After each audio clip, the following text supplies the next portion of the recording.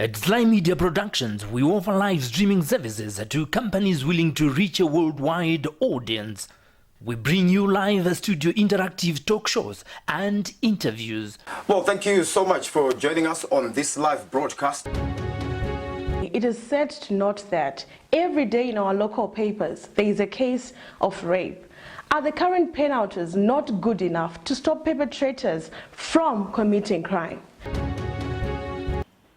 But as we close, I've also seen or read in the newspaper that there are some people who are leaving your party. Why? We live stream news press conferences as it happens. We always last longer because we are revolutionaries, we are guerrillas. And today we have proved that we last longer. These neophytes who were using a marriage certificate of a married woman and a senior old man to try to take power. Our engagement with ZEC, which is very clear, that ZEC has shown that they are not willing to be open to dialogue. They are stubborn and arrogant. They are opaque in their processes. We have the capacity to live stream debates from various locations for a wide range of clients. Welcome to this public seminar that has been organized by the Institute for Security Studies in partnership with SAPES Trust and myself, Violet Gonda. We will start the first half with a question and answer segment where I will ask our panelists some questions, and then in the second half we will actually take questions from the floor, and also if there are any contributions from our viewers at home who are watching on social media, we'll also do the same. We are live streaming on our Facebook, on the SlyMedia Productions Facebook page. So, makadiko muri Zimbabwe tinokuchingamidzai pachirongwa This and That zita ndinonze Silvester tapfuma nei kuri sei kwamuri kumati mana enyika tine nguva tisina kuonana asi nasuno tatireka timboonana uri musi weIndependence Day mu Zimbabwe. Nyika yedu ya Zimbabwe pairi kucherechedza makore 33 ndizvo shore nenge yakuti say 39 years of independence. We are celebrating in Zimbabwe since the year 1980 patakawana kuzvitonga kuzere aiwa tafamba nendima tisingazivi kuti kune vazhinji vanozviona sei kuti tafamba zvakanaka here kana kuti hatina kufamba zvakanaka kana kuti pane vamwe vari kufamba vega vamwe vachisarira kumashure kana kuti tiri kufamba pamwe chete. Izvozvo zvitogona kuzvinzwa kubva kunemi imime vanotera machirongwa chineche che This and That. Nhasi unoyo tine hama dzauya kuno kustudio kwedu kuti tizotaura zvakasiyana-siyana maringe nezviri kuitika kuMDC. Takanangana neCongress ndonyaya yatoda kubata iyoyoyo uyozve toda kuzozivawo kuti kwamuri ikoko zvakamira wani musi weIndependence muri kucelebrate here muri pamba maenda here kunona hama neshamwari kana kuti muri kuenda kumastadium sezvakagara zvichingoitika mugore ra1980 kana kuti zvasiyana izvo zvitogona kuzozvinzwa kubva kwamuri. Asi nyaya iripo imwe yandoda kukuzivisai ndeyekuti pano paSlyMedia tichazenge taakukwanisa kuti kuitei mainterviews muri kwamunenge muri ikoko. Unogona kunge uri kuSouth Africa uine any of the burning issues concerning the Zimbabwean economy or whatever it might be. You could be an artist who is based in South Africa, or you are in UK, or uruku togona kuti uri kuUSA tinogona kuita interview uri ikoko isusu tiri kuno kustudio kwedu. Nekudaro garai makagadzirira chamunongoita imimi chete njongotitumira inbox yenyu muchitudza kuti aiwa ndoda kuitwa interview maringe nezvakati tobva taitawo saizvozvo handitika ndo kufambidzana nenguva tiri kureva kuti muchidimbu tinokwanisa kuita video conference handitika ndo zvimwe zvatinokwanisa kunge tichiita pano paSlyMedia uye zvataura kuti tipote tichiita sei tichiita. Chirongwa icho chakanakira pakuti patinenge tichitaura anything mustudio zvisinei kuti tine maguest anenge auya tinokwanisa kuti imimiwo mucontribute zvamunenge muchifunga not only patimeline asi kuti munogona kupindawo nevideo muri kumba kwenyiko kwamunenge muri kunyika yamunenge muri muchitaurawo zvamunenge muchiita sei muchinzwa tichikunzwa eka tane mafaceless aya tinofanira kumbopota timbochinjanisawo tichimbokuonayo kuti zvakamira sei kwamuri.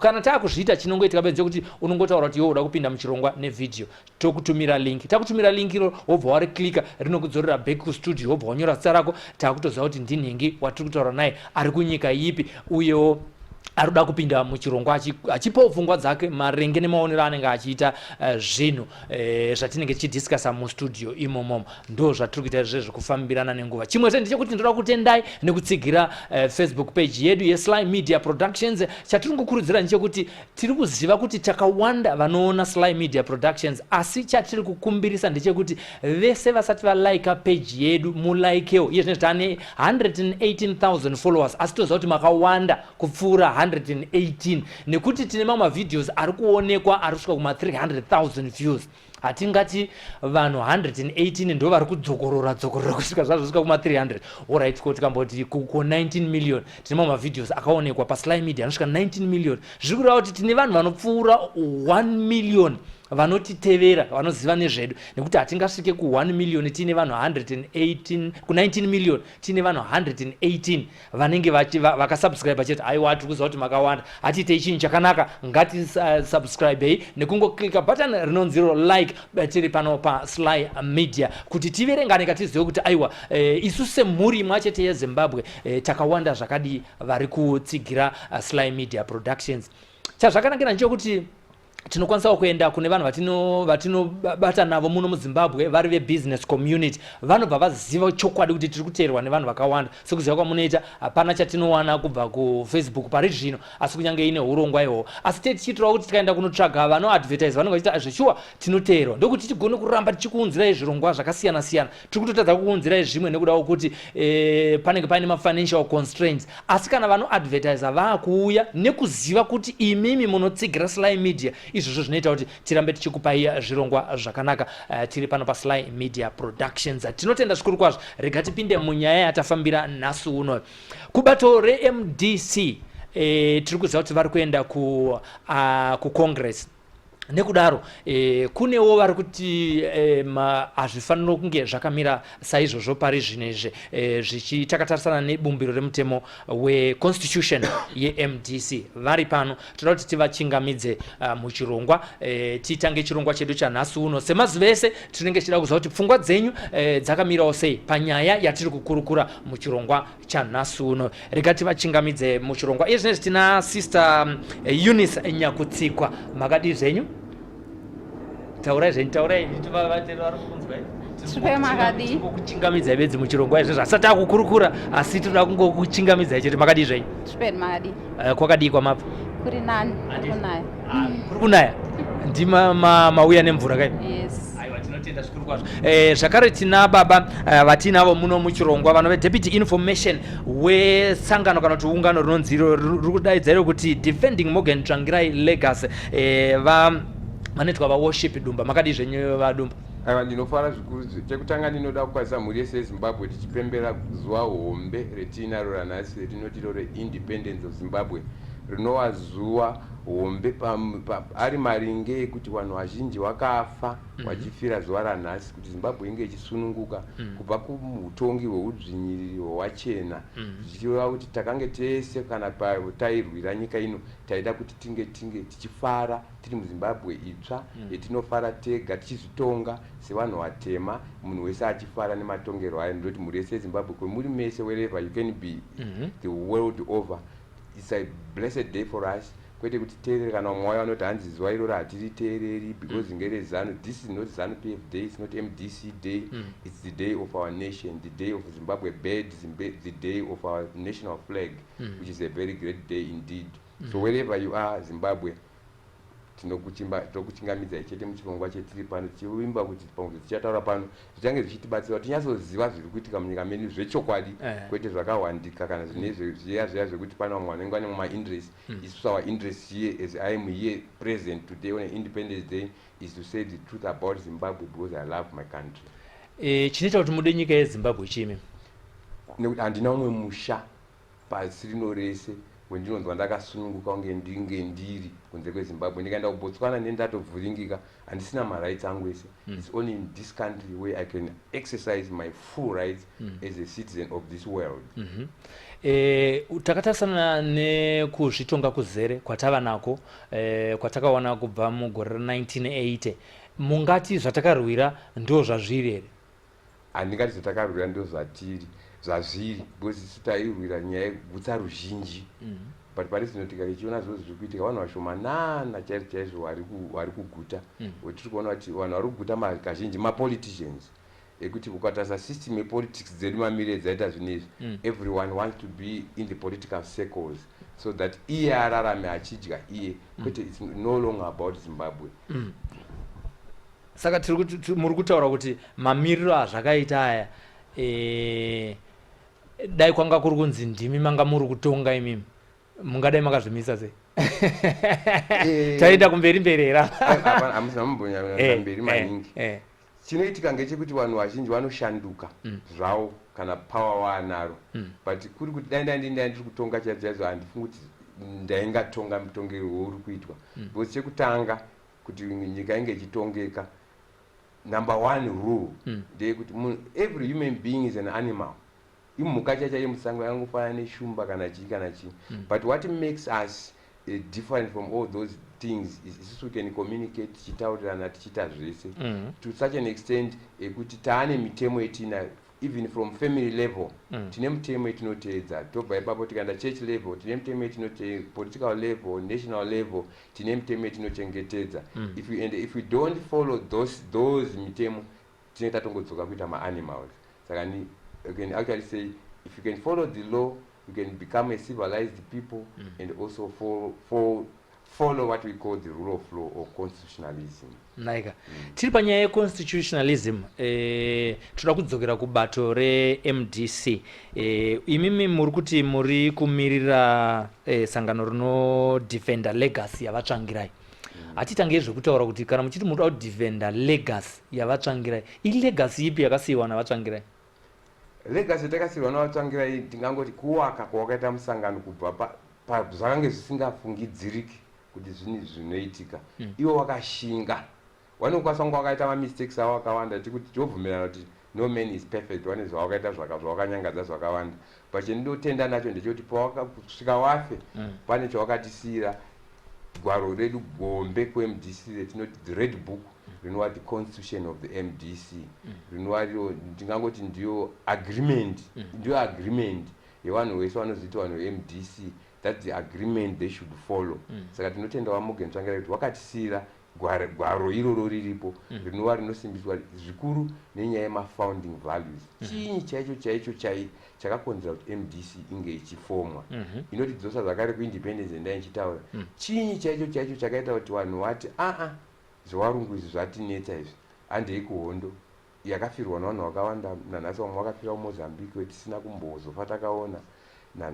Kuno vamwe vakaenda kumajeri vachisungirwa mhosva dzakadini. Chinyi chaicho chakambenge chakonzera kuti wati no guys, let's confront Ian Smith tirwisane naye. What was it? Saka nanhasi ndicho here chichikutedzwa nanhasi apo tetutaudza ZANU-PF because ndiyo yakaweja the armed struggle kuti zvinge zvichiitika izvozvo. Saka zvakaendera zvikafira vanhu ndizvo here chaizvo zvichiri kuitika nanhasi kuZANU-PF. Tobva tabva ipapo tochienda kuMDC which is our particular topic nhasi. Zvakafomerwa MDC ndizvo here chaizvo nhasi uno zvetingati ndo zviri kuitika. Ini maonero angu kwese kwakarasika, kuZANU-PF kwacho kwakarasika, kuMDC kwacho kukarasika zvakare because wese wakarasika pazvinangwa zvakakonzeresa kuti tinge tiri MDC or ZANU-PF or Zimbabwe as a nation at large. Takatarisa nyaya kunyange pamuri kuti imi muri kudefenda Morgan Tsvangirai legacy. Imi muri family yekwatsvangirai here kana kuti muri kuuya sema-party members or makamirira muri? Where are you exactly? Is we are actually defending one wose wakasubscriber to the core yekuwa kunge kuine MDC. Wakasubscriber to the constitution of the MDC. Kuti zviri kuitika neMDC zvasiyana toda kugadzirisa. I can actually say the MDC is a continuation of the armed struggle. But MDC ndio yakaona kuti ZANU yarasika. Let's grab it from parurasika ZANU-PF. Tirambe tichiendera mberi ne the real causes of the armed struggle. Saka iyo yacho MDC yapi yakatorera ipapo ndopetiri kuti national as legacy. yaMorgan Tsvangirai. Morgan Tsvangirai ndo yake chaicho chinangwa chake kuti zvakafira vana veZimbabwe, zvakasungirwa vana veZimbabwe, zvakaendesa zvakakonzeresa kurwadziwa kwese kuvana veZimbabwe kuti wawane kuzvitonga kuzere. Ndo zviri kuitika here akati hazvisizvo, saka ngatichitangire ipapo tione kuti ngazviitike izvozvo. Ndo petinomuti legacy yake ndo pairi. Because iye pachakanokwanisa kunge akazoguma kuda kutotadzawo kana legacy yacho, but his legacy is still found in the MDC constitution. Anditi.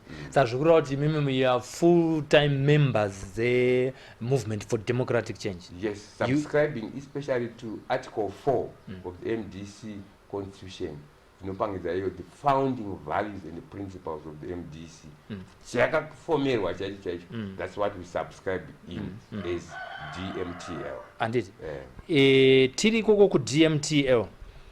Muri kutaura nezvekuti parambe pachiteedzwa legacy yavaTsvangirai. Tinokwanisa here kuziva kuti vanhu vari kutevera zvisungo zviri mu DMTL vakawanda zvakadii? Wakawanda zvachose. Chinonetsa vana veZimbabwe sekuti takatanga kutaura paya kuti wakachinja zvinangwa zvavanenge watangira. Vanhu vakaona politics chiri chinhu chinodyisa. Zokuti vamwe vakungoteera kana zvakaipa vachiziva kuti vakateera saidi iroro rakasimba zvokuti vanokwanisa kuwana zvavanowana. Like ukatarisa izvozvi kana tongati vanhu vari kuzviitika kuti makanzera of State of Harare. Vanhu vakatongoona kuti panapa Chamisa anenge ndiye ane cloud. Tikada kuenda kune chiri correct tine tatorasika, but charima ne cloud yainayo ndokwanisa kuguma ndakansela, ndokwanisa kuguma ndaMP, ndokwanisa kuguma nda senator. But chokwadi chaicho wachichiziva zvawo kuti zvetiri kuita izvi hachiso chokwadi chetakapindira MDC izvazve egocentrism, kuti zvangu inini, what do I have, what is it in it. Izvozvo tinozviona sei kuti ari kufambira zvisungo zvake kwete zvekubatsira ruzhinji rwevanhu vakamuvhotera kuti apinde kuve kansela kana kuti member of parliament? Chekutanga tinozoona nepakusatedzera mutemo weMDC kuti MDC is not an individual. MDC is an institution. An individual can never be an institution. Mukwana mautogadzira an individual kuti ite institution, you are almost in the time of Germany kuma 19 something where you are building a dictatorship. Because you are making a person an institution. Kwakafa nasu muruti ndiye moita se motanga kutsvaka mufuti wekuita futi an institution. No, the institution must always be there. Institution is governed by the constitution. Saka kwaona munhu akuteedza zviri unconstitutional kuti ngatingozviita izvozvo, it means arasika mugwara, haasisiri munhu wemusangano, iye ndiye atova renegade. But the very funny part of it ndekuti iye munhu iye ndiye anenge aitonongedzera vamwe vanhu kana kuti wana dumba, wana chinyadza, wakapanduka, kupanduka. What do you mean kupanduka? When someone is saying let's just be constitutional guys, ngatiteedze constitution yedu, iwo wabuda muconstitution ndowane audacity yekuti chiti uchiri manje ari kutedza constitution apanduka, it means but there's something lacking there. Right. Constitutionally, does DMTL recognize the hierarchy MDC iripo starting from the president of Movement for Democratic Change, Advocate Nelson Chamisa, going cascading down kusvika kunana mana secretary general, ma vice presidents? Does DMTL recognize that leadership? Yes, to some extent it has got some individuals whom it recognizes. There are some, it only recognizes those who came through Congress or through the act of the MDC constitution. Who didn't come through the act? The president himself is not a product of the constitution, because according to the constitution of Kupe hana munhu, Kupe is not an institution. The institution is MDC. So you, as DMTL, you do not recognize the position of Advocate Nelson Chamisa as the president of Movement for Democratic Change. Let's make it clear. Very correct. Okay. Why do I say so? I can actually explain. In the first place, the constitution of the MDC ine zvese zvinotaura maererano nezvinoitika kana president aripo ashaika. Ine zvese zvinotaura kana president aripo anzi nevanhu hatichamudi. Saka chakakanganiswa chii? Hatisi kuda kunyanya pinda. Chakakanganiswa chii kana muchiti haafaniri kunge ari iye ndiye anofanira kunge ari president weMDC, nekuti hazvina kufambiswa nenzira yazvinofanira kunge zvichifambiswa? Chii chisina kuitwa? muchidimbo. Mistake yekutanga chaiyo ngeyekuti haasi aifanira kunge achisucceda Morgan Tsvangirai paakafa. Ndiani aifanira kunge achisucceda? He did not come from Congress. According to Congress, munhu aifanira kunge achipinda ipapo ndiMaikupe. But is it National Council? Okay, National Council haitorina masimba yayo zvachose, because National Council is a product of Congress. Congress is the highest decision making body of Congress. National Council iripo kuti inge ichifambisa zvimwe zvinhu when between congresses. But ine limitations ayo zvachose, like one, I may not have the correct sections of the constitution. It cannot dismiss a president or even a vice president, because haisiyo pekutanga inenge yakamuisa. Which means if it cannot dismiss, it means it cannot also put or install a president, because that is a prerogative ye Congress. But what we have in Chamisa now is a fake National Council. One is the National Council, is no what such do you powers. mean? What do you mean by fake? Because kana tiri wapinda mu National Council pane ma structures anokuita kutendera kuti upinde futi mu National Council. I can give you an example ye National Council inonzi yakaita kuti Chamisa aite president. One is it does not have the powers to do that. Pane umwe member we Harare Council, mukuru wemayuth, aifanira kuatenda iyo inonzi National Council yaitaurwa iyoyo, who managed kuti abvunze musi wakataurwa kuti National Council yadai, akapina manager akabvunza kana muchiti National Council ndiyo yakaita izvozvo, which National Council yaigoita izvozvo? Inini, when I'm supposed to sit in that National Council but I never sit in that National Council. Pane mamonya akanga aripo pa meeting iyoyo, akamubata akamusimudza mudenga achida kutomukanyira pasi kuti rutaurire izvozvo, kusvika provincial chairman wamurai weSeat of Harare waenda kuzopindura nyaya yekuti iwe chingoti tese tikungoti wachamisa chete unofa panapa, akabvamara angonyarara zvake, but nanhasi uno haana kuwirirana nazvo, which means that's why ndikuti kuti fake, because vanhu vaifanira kunge varimo wachibvunza kuti makasita here mune council iyoyo, nanhasi uno vazhinji vanotaura kuti hatitombozivi zvakaita sezvo, we don't know anything about that council. Vadumba, muri kureva here kuti ku-MDC hakuna ma-records evanhu vaka-attenda National Council yakagadza va-advocate Nelson Chamisa? Inokwanisa kunge iriko, but we have tried ndokunga kubvira kare kuti iwane record iyo from the Secretary General's office, hatina kuiona, from the organizing department hatina kuiona, so up to today we don't even know. But what we have is evidence yevanhu vaifanira kunge vachisita imomo vachiti we did not sit there, hatina kunge tirimo meeting irikutaurwa iyo. Vakawanda zvakadii ivavo vaifanira kunge vari mumeeting iyo asi havana kunge vachipinda? Ndingati wendakataura nawo so far, wendinozivana nawo vangakuva 2, 3 or 4. Okay, asi kuti titi National Council ine vanhu vangani? National Council pachayo inokwana kunge ine vanhu vanofanira kunge vasvika, I think it's about 134 or something. National Council ye Movement for Democratic Change. I'm not very not over 200. I'm not very sure now about the real 200 and something, 100 and something. Yes, because apa toda kutsvaga composition yekuti do they constitute a quorum which can pass a decision even if vamwe 4 vasina kuuya. Mavatola imwe point kuti iwo wakauya wacho chaiwo hapana record yequorum, even pa council inonzi yakadzinga Maikupe, the quorum iyo takaiona, there was no quorum. Yakabva kwese vanhu vakanga vari moise vakati quorum yaramba kukwana, but they could the figures wakataura kuti Maikupe wadzingwa nequorum, yet the quorum physically was never there. Sa imi muno subscribe pakuti constitutionally ndiani akanga achifanira kunge ari president weMDC pari zvinezvi? Ndingati nini, according to the constitution, if I have to follow the constitution, yes, afanira kunge ari deputy president akanga abva ku Congress.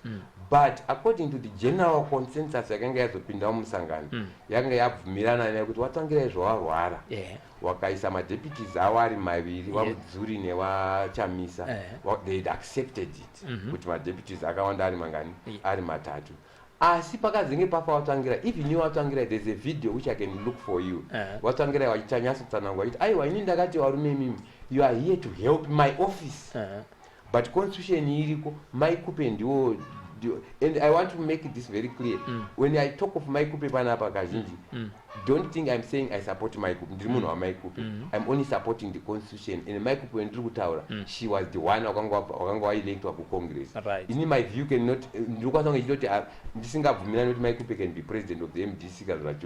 But according to the constitution, Dogangwa Toripo, do I find Waka Isuzu, do I find some Waka and this support one extraordinary Congress? Tiri papotomboti njenge zvishoma.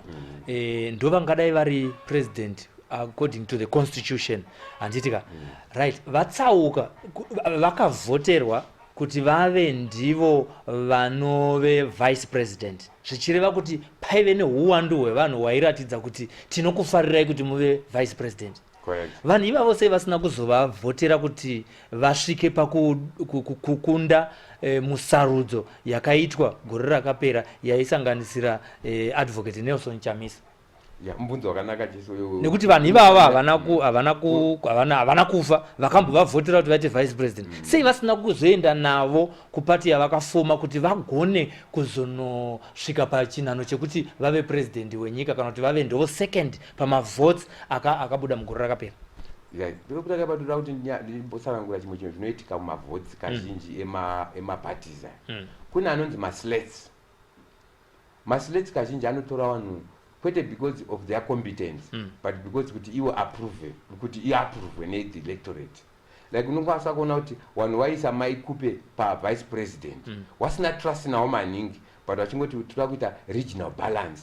Toda inonzi regional balance kana kuti gender balance. Tipo tikaisa maikupe ta balance ta gender, ta balance futi region. But ma capacities awanyaziva kuti if ever anything happens kuti munhu aripo ari kuti president chaitika munhu yaakwanisa kunge achidini achizotora chinzvimbo cheuyu, but for the politics of the day wanotora munhu iye oti ndiye aripo. Saka ipapa vanhu vanenge vazwa manje pa catch 22 situation kuti munhu afa manje. The constitution says munhu ndiye anofanira kunge aripo, but wachitarisa munhu uya manje according to the slate wakamhanya naye nguva iyoyo asi anofanira kunge aripo, vanokwanisa kubva vamhanya vachienda rimwe divi. Let's go into the reality of the situation. Would you think if Mai Kupe was representing MDC as the presidential candidates for the elections which were there last year, she was going to lead MDC to the promised land? That question is very difficult, but what I can actually say, in a question it's not difficult. You spoke about the slate. Exactly. A slate is more of an imposition of a leader just to balance, but it may not necessarily have the qualities of a leader. You said that yourself. Exactly. But that balance I can actually say it's provided. Now constitution yedu MDC, it caters for that one. But if I don't chakaita pakafa mogentanga, but you tell me 12 months bye. It's not it must be done after 12 months because we're in a constitution. The period must not exceed 12 months. That after 12 months, it means but constitution the period must not exceed 12 months.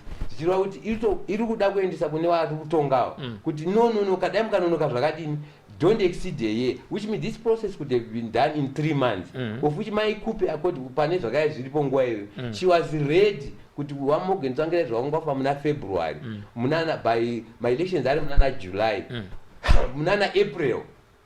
April, quite possibly to extraordinary Congress. It's cheaper chance again. Could my state one watch Salza, Muno Funga could anopinda my elections are a national.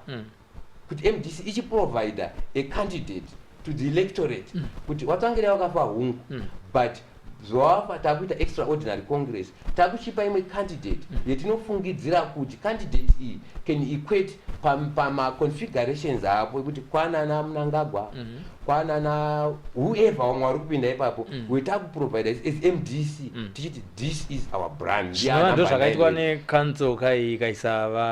Kanto Angus na mandate, that thing was only supposed to the constitution provides it under section 9.21.1 inoita kuti anhu achinga afa takuenda kuextraordinary congress kwete council. Council is a product of congress. Inotopuwawo masimba, inotowanawo masimba kucongress. Saka chine simba rekusadza president icongress chete kwete council.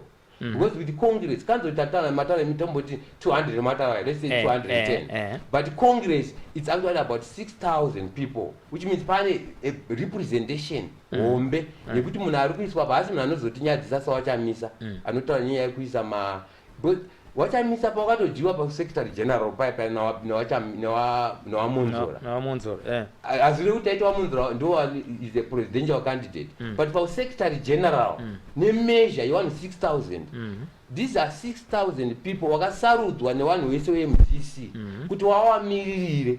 Saka ukaona wa 6,000 wachiwamirira wachitaura zvauri kutaura through an extraordinary congress, a candidate they come with there is the correct candidate. Havaimbongo dai congress zvakadzoswa kucongress congress yaingambosarudza wachamisa uye yakanga yaramba zvakare kuti waite secretary general yochiwapa in even higher post.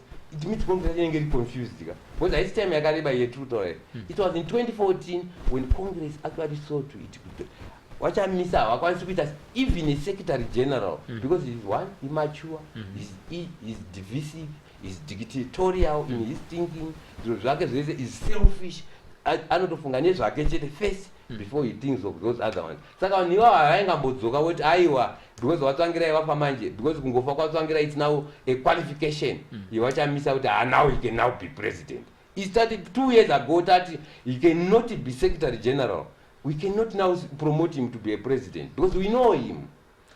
Tinotenda zvikuru kwazvo tiri kudzoka ipapo rakatimbodzwa kuti maviewers ari kuti kudii kana muchangotibata tiri muchirongwa this and that ndinonzi mukoma Sly. Tiri kuda kuti tifambe nenyaya yatiri kufamba nayo nhasi uno the Department of Information vari kusangano rinonzi DMTL zvichireva Defending Morgan Tsvangirai Legacy. Tina worship dumba vanova Deputy Information uye zvakare tina Eunice Nyakutsikwa ari ku Department Information rimwe chete. Rikatidzokere tinzwa kuti vateereri vedu vari kutarira chirongwa vari kuti kudii. Iyezvinezve pana gift kane ngoni and thank you so much for watching and nekutsigira SlyMedia nekupinda pachirongwa. Wati iwewe mudhara ava havasi vakushandiswa kutsemura musangano here nekuti sei vachida kuunza zvimisangano zvavo towards any move yaitwa muMDC. Ngwarirai mukoma avo mutengesi. Munoti kudii pamashoko aritaurwa naGift Kanengona?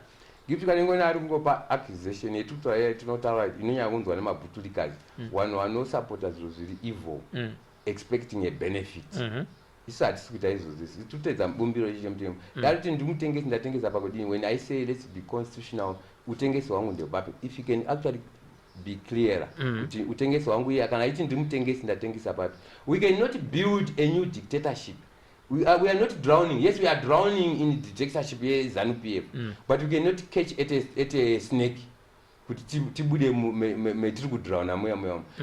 when we actually get to a safer place, into safety, we are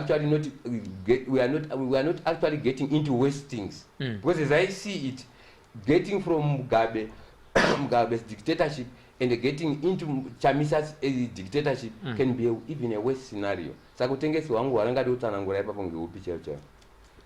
Kana vanhu vakuti mutengesi vanenge vachireva kuti iwewe waenda parutivi pezviri kufamba nevazhinji. As it is kuMDC kuri kunzi iko MDC yakahwina ne2.6 million vachiteera mutungamiriri wavo anonzi Advocate Nelson Chamisa.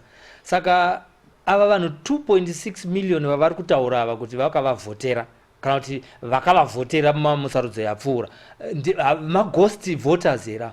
I was about ghost voters. I can actually analyze those people. It's very easy to analyze on you. Mukatasa mavhota akaitika muna 2018. Ma-MPs, mukatasa mavhota sakavhota ma-MPs emuZimbabwe muno AMDC, the total number. Mashoma zvikuru pane wachamisa. But what can be the reason? Mukatasa reason. Reason ndeyekuti wachamisa pawakapinda kuita president wakangowane imwe ruoko rwetiri kutoona nhasi rune evidence nanhasi wakanga wabatana neelement yeG40 yekuZANU-PF. Tinozviziva sezvizvo zvavanga vakabatana. Tinozviona vari mumeeting. Tikatarisa nhasi unoona kuti vanhu vangwari kana vangwari ma-elections tiri congress yeMDC yawachamisa. Tinoona vanhu vakaita sana wamagara wekuHarare South. Wana enzani uyu akapinda makore sanga ari kuHarare South. This land baron anonzi Mashaya Mombe. Wakatopinda ma-elections mu Congress. wakutokondesa mucongress munhu anozikanwa zvikuru ari munhu akanga ari weG40 tikada kutarisa wana Mr. Jabuni tichiri ipapo vaMorgan Tsvangirai vaisapota vatipi vasati vapinda vasati vafoma MDC. I don't even know what happened. One person who was angry parties yakaendisa on independent. Ndataura kuti munhu saka pane mutemo here unoti kana munhu akabva kuZANU-PF asina kufara naye hapana kumwe kwaachaenda kuMDC abvumirwa kuenda nokuti matauro takanga vari kuG40 asi izvezvi vaa kuMDC. Pane mutemo here unoti kana wambenge uri kuZANU hauchakwanisi kuenda kuMDC kana kuti uri kuMDC hauchakwanisi kuenda kuZANU? Hakuna mutemo wakambodaro wakaita saizvozvo asi kune yatinoti maethics. Okay. Like tikatarisa wana mashango medutara ndio wakanga vari maleaders einonzi izo was a commander, it's in his blood, commander wechipangano that terrorized Harare. It terrorized MDC. Inini chaiti ndakapedza about 2 months singagari pamwe chitsvagwa nechipangano tawina ma-elections na 2008. But now what has made now chipangano to align with Chamisa, it's all because ukatarisa musi wa 17-18 November 2017 pakaitika a coup or no coup Zimbabwe munomu. Pane vanhu vakadisadvantaged weningutaura kuti vanga wemalandi barons vaishanda neG40 vaishanda naRobert Mugabe wari mutemo pachawo wega kuti waikwanisa kutora land pavanodira wachidi pavanodira ndo wanhiwa wabatana zvino nana Chamisa kuti waite yes ikodzero yavo ikodzero under section 67 of the national constitution ikodzero munhu kujoina any organization yaanoda but isusu with hindsight tinoziva tine mawanga aripo nanhasi umwe ekuti yes we can forgive but we should not forget. And tine mutemo kuMDC wekuti kana munhu ajoina sezvakaita wana mashango wana magara onayo iye wekuti Harare South anoita sei kana ajoina apinduka afunga kuti zvechokwadi ndaverengawo section article 4 yeMDC ine maprinciples ewati ayo ndaona kuti vanhu vanga vari kwese kwendandikuenda ndakarasika kuMDC kune mutemo wekuti constitution une time frame kuti uzotanga kukondesta any position yekuMDC unoda 5 years. But tikatarisa vanhu ivava kana 5 years which means pamwe 5 years dzavo dziripo which means ndopano vapapinda endi kuti vati wakatanga kushanda wese kare which means vane 5 years dzavo pane pavanodzikaundira dzikaundira from pawakatijoinira asati dzakwana hadzizi kukwana. Ngatichitarisa inyaya yatafambira yekucongress imuri kuti congress haifanira kunge ichienderera mberi nekuti hazvina kunge zvichiitwa pamutemo iyezve zvakazara mumapepa tikutoona vanhu varikutoitawo nemisangano nekukambina nekuita sese akataura kuti kune congress ndiani ende zviri pamutemo here. Right. Haifanira kutaura kuti kune congress according to the constitution yeMDC. Ekandikuti pane 3 scenarios dzisinganyatsinzisikana navanhu. 1 kufa kwapresident kana president afa hazvisina basa nekuti chinyi because it now becomes act of the constitution under section 9211 it's laid down kudai. The only what should only happen is the secretary general kutaura kuti nguva kuti azive kuti a month inofanira kuchidaidzirwa kuti vanhu kuti macongress delegations achuya achienda kucongress haasina basa. Yes, you can consult the president ungomutaurira kuti ndozvendava kuita but that is his role. Okay. 2 tomboti president adzingwa nevanhu nemasakers congress yetuaiona vanhu 6,000 here 2/3 of the 6,000 which means 4,000 macongress delegates anokwanisa kutaura mamirata zvinova MDC wangu wari active zvetaitaura isu takatanga kukonana nevanhu mbavha dzetiri nanhasi mbavha ndepekuti Morgan Tsvangirai panga arwara chaiko paya 2/3 yecongress nechinangwa chaicho chikuda kuti tiendesere mberi zvino vangada vakatama marwara aita president angatiende kuextraordinary congress. That is now when vanhu ivo vanonyora tsamba kuna secretary general ndozvetafunga secretary general ndo paanoenda kuti kuna president in consultation with him kuti I've received 2/3 dzevanhu vari kutaura kuti marwarire maita ndikuti it's still in the interest of our party kuti tienderere mberi daimi mazurura taenda kuextraordinary congress. But as long as 2/3 dzato wapo idzodzo president haana marambiro anoita kuti ndio constitution anofanira kuenda kuextraordinary congress. Because the third one itatiya inofanira vanhu havati haasi competent. It means 2/3 zvakare inofanira kuungana yotichi haasiri competent wochienda kuna president in consultation wochienda kucongress which still should not exceed 1 year kana zvinge zvaitika. Right. Iye zvinezvi zvimamiriro ezvinhu tichitaura ezvinezvi ndiani akati kuitwe congress?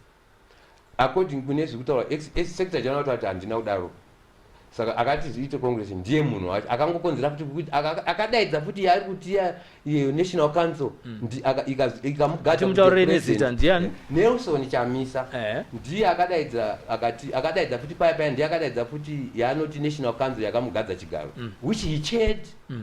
Ukatarisa ipapo there was a conflict of interest because you cannot chair a meeting ida kugadza iwewe hazviiti panenge paina vanhu vari define. Even now congress yacho iri unconstitutional which is ordinary congress pachifanira paine extraordinary congress ndiye futi aishedzera futi kuti inge ichiitika zvichireva kuti zvese izvozvo hazvisi mubumbiro remutemo weMDC. Saka pamuri kureva kuti vachamisa kuMDC idictator. He is a dictator and at the same time he is not even is illegitimate or is illegal. He's not an MDC president according to the constitution, according to the red book. Renewal not ndio MDC yacho. He's not the president. But nyeyo we are happy iri kuma courts. I think the courts will actually determine that one. And I've attended all the court sessions because the court session attended the Gokwe men who was arguing this thing. Iwo wakatotadza kana kutopindura because wakanga kutopa excuse yekuti taikumbirawo kuti muextend court izonzikwa pamberi of which the judge akatotaura kuti you must be embarrassed of yourselves. You cannot be saying that when people they are waiting kuti zviro zvinge chiendera mberi. Ndikatoti hawana kuagiwa nyaya iyoyo because they know the truth kuti havasi legitimate leaders. Exactly. Saka kutaura kwatiri kuita izvizvi kuMDC hakuna president enokatarisa Russia yawakaita kuine koti uko yakamirira ine judgment yakahenga. Russia wakaita kuti waite congress iyoyi because if you remember waite congress inofanira kuitika muna October but waona pressure yakauya ine DMTL iyoyi ndopakazoipusha kumasure kuti wazoti muna July but iyo muna July macho futi chaimo hawana mandate yekuti president wacho ari kuzviti president anga achidaidzira because as president futi haatofanira kunge achidaidzira congress iyo but anga ari kudriver from our understanding anga ane chop yekuziva kuti akaruza nyaya saka chop yanga inenge yekuti agadzire kamuka MDC kake achiri kunzi MDC because iye anoziva kuti akatorambwa kare nevanhu is out muMDC chachama akarambwa. That's why asingade maMDC structures akaisa ake akazomuti ari mumacongress ari kumuti ndiye president. Imimi munorecognize position ya secretary general waMwonzora zvizere. waMwonzora wakaenda kucongress ya 2014 wakawina mavotes awo wakarowa wachamisa if you remember very well manominations ya akadzvanyidzirwa kwese kwachamisa aisenzesa policy yake iyo ndosaka ndiri kuti chizano chaaita saka ndoshanda kuti 5 years dzake achishanda nawo ndofunga ndokwedzi kuita backdate too asi akajiwa waMwonzora is a true secretary general of the party. The true secretary general of the party vaMwonzora vari kufamba ivona vatsvangi na advocate Nelson Chamisa vachiti aiwa inini ndava kumiririra kuti ndigone kupinda pachigaro secretary general kana mandisarudza asi Nelson Chamisa toda kuti vapedzise basa ravakatanga ivo. Vari kuzvifambisa sei kana vasingawirirane nenyaya yekuti kucongress kuri kuendwa zviri pamutemo sei ivo vari secretary general vari kusapota zviri kuitwa navaadvocate Nelson Chamisa? Mubvunzo wakanakisisa chose. Inini mubvunzo matanga wandibvunza mati munobvumirana nekuti secretary ndikabvumirana nemi but azive kuti kandabvumirana nawo nemi kuti secretary general whatever he does the secretary general is correct. Iwo pachawo secretary general wachewawo is also outside the red book because iwo aifanira wakadaidzira extraordinary congress zvinozwa because wanga wasina basa neumwe munhu kupi kana kupi kuti wataura izvo because it was an act of the constitution waifanira kunge wakadaro zoti kana waitaura mashoko wakutaura nezvoti wada kuti wachamisa wapedzese basa rawakaita it means iwo pachawo if it is true kuti wakazotaura of which I cannot confirm whether true or false because wachibvunzwa nawo niwo vari kuramba vanhu vanotaura izvozvo. Aiwa zvividhiyo iripo dai tanga zvironga kadai tainini I cannot ningirikini nyakutsikwa wada kupinda Eunice uda kuti kudivo ndokubatira zvakutaura. Okay, about that issue ya secretary general vakati iwo video haina kuplayiwa yese ikapera kuti vanhu understand exactly what he was trying to say.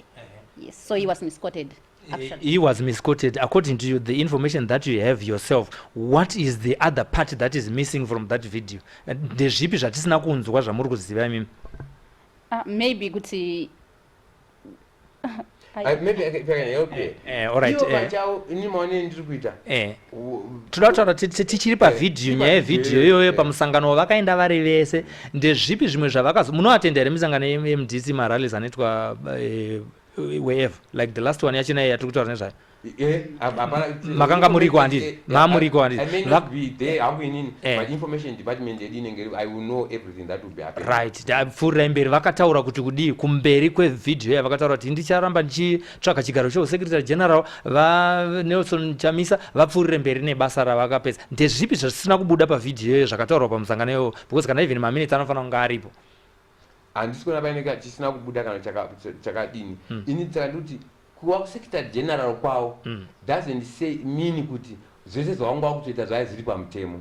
Handizvo ndiri kutaura. Ndikuti inini iwo mutauro wavo wega kutotaura izvozvo iwo watotaura kuti wanga waritoziitawo part of abrogating the constitution of the MDC. Because iwo basa ravo chachavanyaziva kuti according to section ndiri kutaurira yetu kuti ndiwo pane 9211 waifanira kudaidzira extraordinary congress. Havana kuzviita.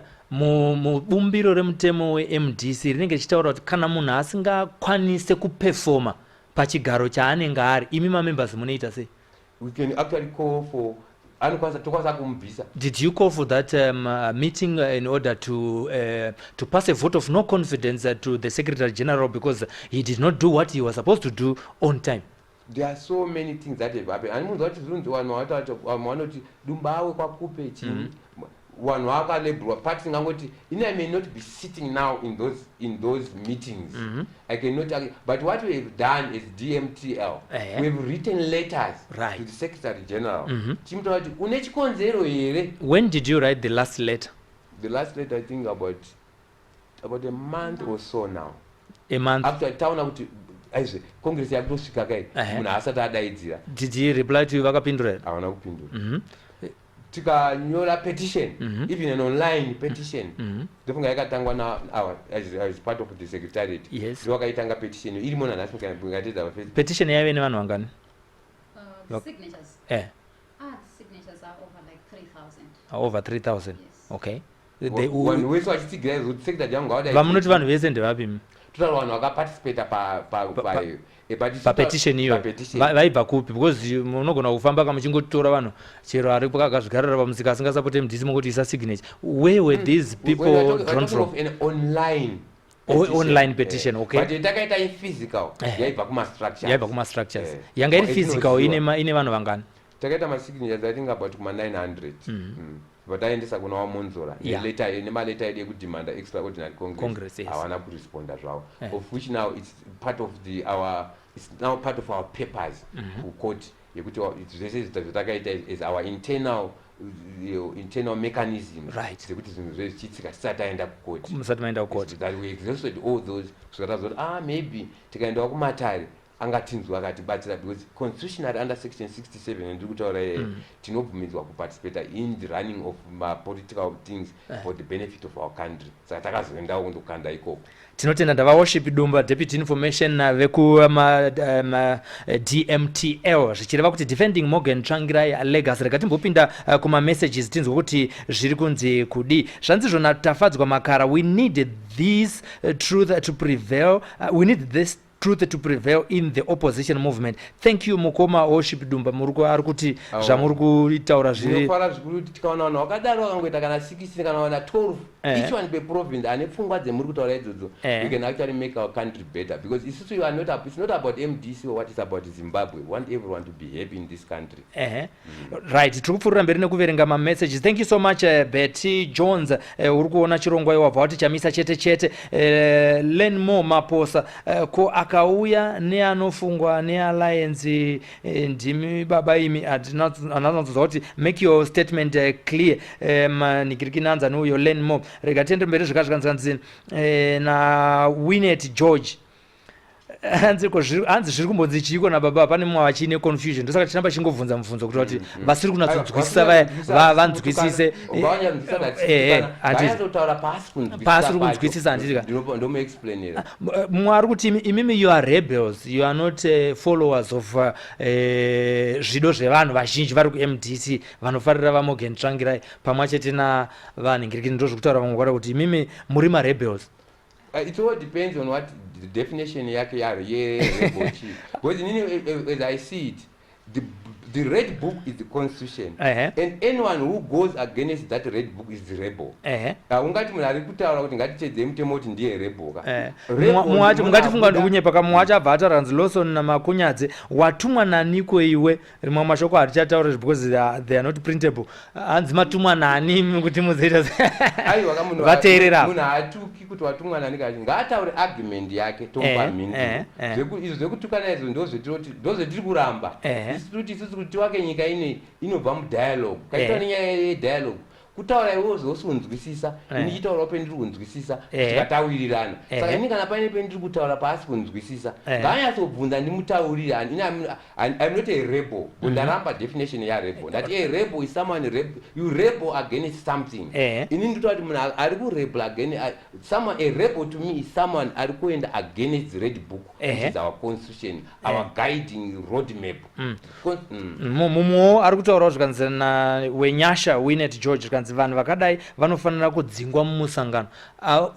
Kutaura kwaatano zvinanga ari kubato renyu reMDC asi kuwirirana neDMTL. Anofanira kunge achidzingwa neact ipi mune muchova pamhosva ipi ndibvunze kuti mhosva ine muti kuti muri kumudzingira musangano ndeyekuti yekuti kuti ngatiteedze constitution.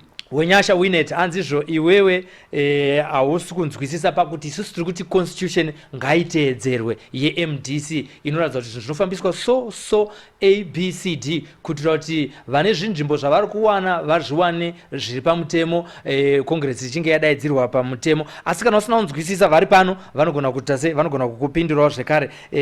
Zvikanzizvo naPetros Saungweme, ko vanhu vezanu munongoita petition yei makamira hanzi muri vanhu vezanu? Ngaqualify kuti handiti vanhu vezanu kuti izanu PF here yakanyora the red book we are talking about. When you talk of the MDC constitution akati tatsanangura kuti yakanyorwa nezanu then maybe ndinowirirana naye, but as long as constitution yesu inonyorwa navanhu vezanu yakanyorwa neMDC hatisi vanhu vezanu. Ndidzokere kuna Ningirikini kuna Eunice zviri kunzi izvo naNingirikini naLenmo Maposa panapa tipei website yacho iri kuti 9000 signature uyo ari kuti 3000 hanzi hamusi kunatsowirirana pamasignatures acho kuti ndapi acho 9000 ndo akatorwa muvanhu here 3000 ndapi website yacho iripo here yakanga ichi He said 900. Let me answer. That is kune inonzi online petition ndeyakaiswa painternet yekuti vanhu vasaine iyo yaimanejwa naSelin. Iyo handisi kuti kana pamacourt papers edu hatina kuisa. Aiwa ndiye vari kungovhunza yekuti tipei web address vaite follow up kuitira kuti vaite authenticate what you are saying. Imuno handiti muri kutaura kuti red book handiti riripo rinobatika handiti saka varida kungozivawo kuti vanoiwana papi information iyoyo kuitira kuti vatsigirane nemi. Imi handiti muri kuda kutsvaga vanhu vanokusapotai muDMTL vanofambirana nezvido zveDMTL. Kuti vagona kunzwisisa vanofanira kunzwisisa kuti zveshuwa zvinhu zvamuri kutaura zviri mafamba negwara rakati maapakati maita zvinoti uye zviri papi. Okay, I will have to scroll and look for it and then send it to you and then you can show them. Yes, it's a link that's already been buried on my wall, on my Facebook wall. Wanzwa here uri kuzvinzwa here Lenmo iri kutsvagwa kuitira kuti ugone kunzwisisa sekubvunza kwawaita kuti tipei website yachona vari kuita sei vari kuitsvagawo zvekare. Ndiri kupfuurira mberi nekuverenga mamessages regai ndinodzoka kwamuri. There's no conflict. What we have to say the difference between an online petition and physical. Ini ndaidira nephysical. Saka hapana chiri kupesana. Physical inokutsa mari dzawo ayo ega. Online inobatwa nemunhu ari kwaIreland, munhu ari kupi achifila. Saka ini yangu ndikutaura ndikutaura yakapita kuma 800 one mas real signature we collected from people physically. They were 800. There's no website I can give. Kana achitoda ngati ndingatomutsvagire court papers maybe no muitira screenshots signatures. All right. Muzvare Princess Betty Makoni worship Dumba MDCT kupe provincial spokesperson and parties losing candidate in Mount Pleasant. Celine Nyakutsikwa MDC kupe losing candidate in Warren Park.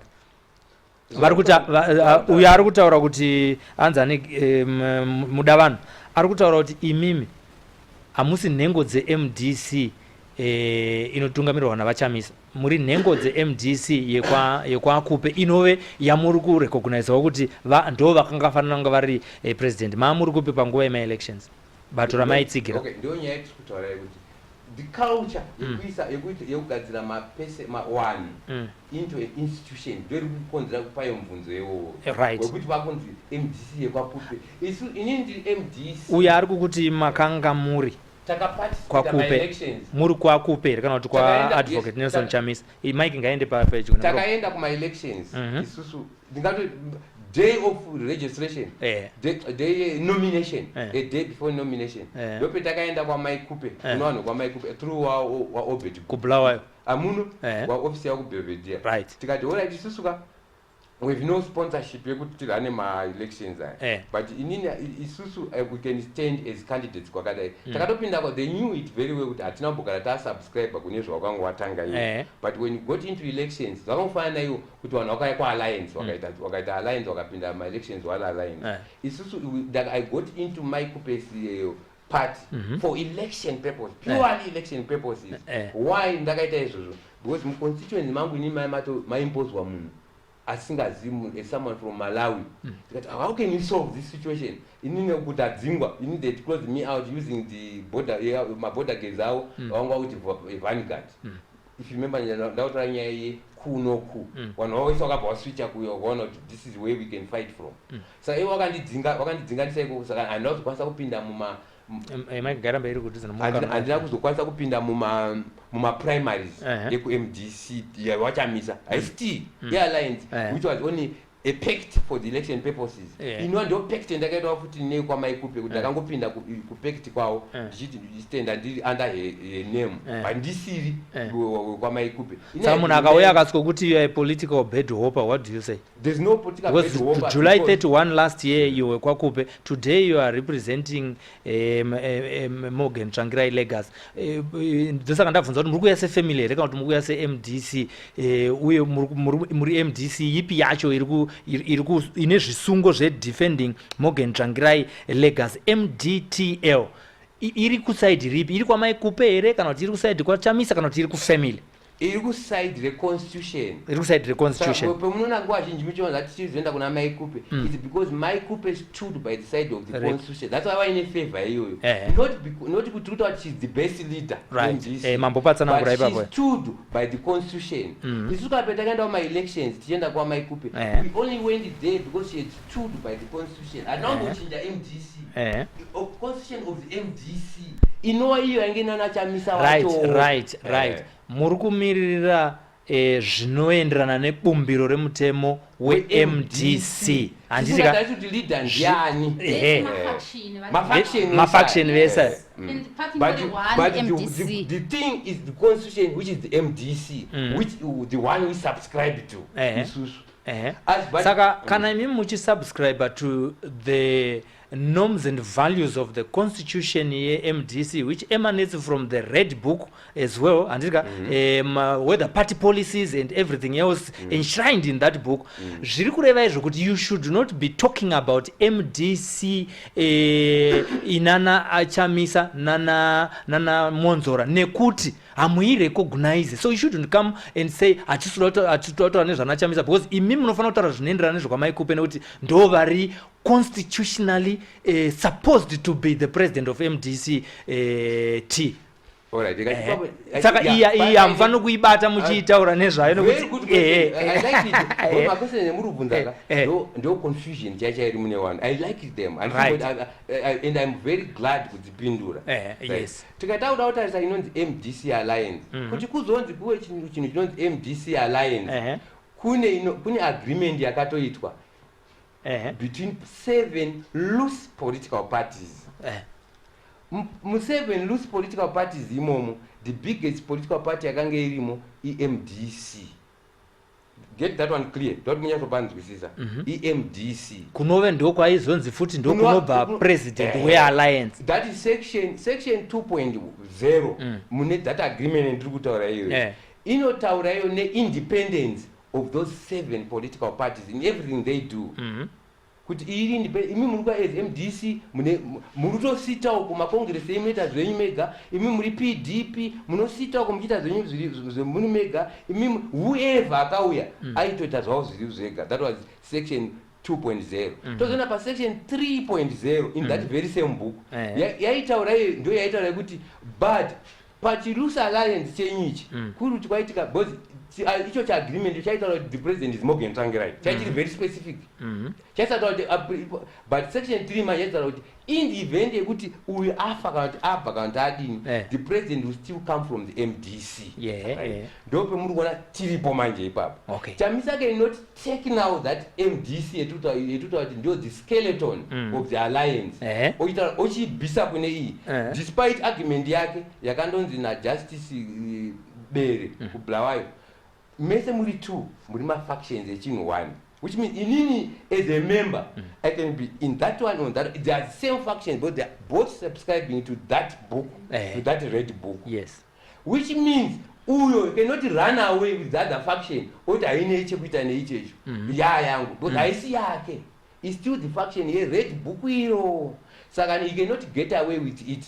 You cannot say aimuchibva kuno kunyararai chenda yuko. It's still ndiriko because it's the same political party.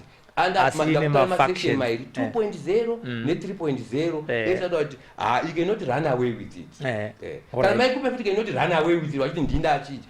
According to kaitedza mitemo, if you are lawful, according to the standing judgment iriko yabere zvinezvi esari ma faction. But yonchazoti iri correct faction ndecharamba itedzera chinyi book. Ukatotedza manje mai kupe also bastardized that one. Although wakabva kwesewari right, but wakazonoita bastardized that book. Wakandoita congress kublawa because havana kuita extraordinary congress as required by that red book. Wakandoita nguva kutoita an inaugural congress. Ndope ndakapesana nawo kundopinda nawo ma-elections and zvekuta kwaiwa ndaipinda nawo not because ndototi iwo wari correct but ndaitoziva ma-errors awo ese wakanga watoita iyayo kuti no iwo pachawana watoti watori wrong but kwasara kuri right manje kuku wakanga wasati waita extraordinary congress but uko wakazozikwa itadzwa futi kuita chinyi extraordinary congress. That's why now there's DMTL. No mese saka Chamisa, advocate Chamisa na Dr. Kupe same WhatsApp group. Aiwa, not same WhatsApp group.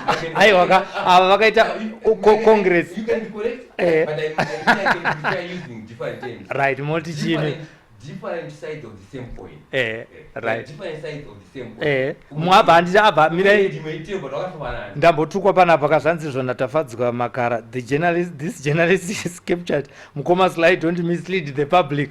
And mukona kuti nyaya how are you reading misleading the public indini nofunga aiwa nofunga pane nofunga achanatsonyora sandaverenga ma-messages autaura na tafadzwa makara. Tafadzwa nyaya yako ngainatsobuda pachena uri kuti am captured nani captured nani so rega timboverenga ma-message vadumba. Muri kuona kuti vateereri vanotaura zvavanoda pamusoro penyu pamusoro pangu pamusoro pemunhu andiri ndizvo zvochaizvo zvikanzi izvo na Stan M Murakash. So unodei ku-MDC alliance iwe uri wekwakupe munonetsa vanhu imi vezano ndo zvarutaurawo izvi zvikanzi izvo nawe nyasha adzoka zvakare zvikanzi heka zvava pachena muri vekwamaikupe itai zveconstitution yekwamaikupe ndobva taenda kunaniko kuna majunior machagwada zvikanzi nyaya haipo MDC yakupe confusion ko chiri kurwadza chiiko. Handiti kupe yake congress akaita kare